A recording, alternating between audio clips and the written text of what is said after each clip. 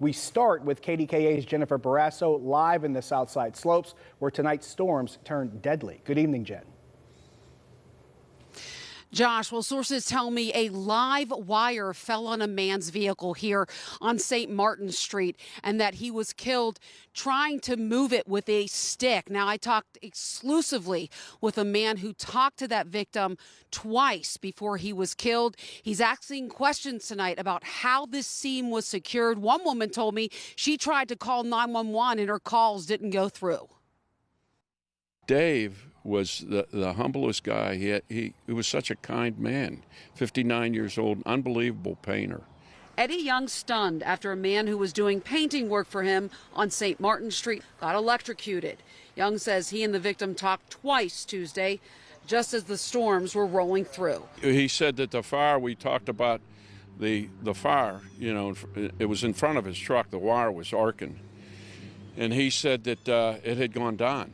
He said it's not arcing anymore because it had gone up like to 6-7 feet, maybe 6 feet high at times. Sources tell me a live wire fell on the victim's truck and he tried to move it with a stick.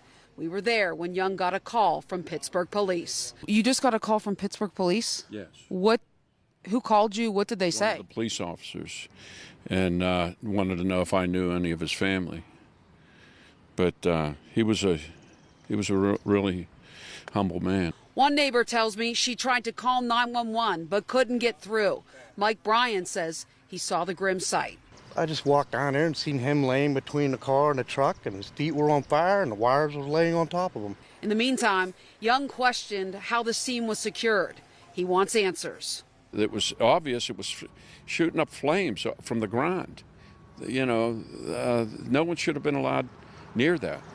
The police, the fire department drove by with the fire truck, and the police were at each end of the street. And from what I was told by the neighbor after I had left, that they had yellow caution tape around. I don't know why there wasn't somebody supervising that area, you know, and preventing anybody from walking up to the wire.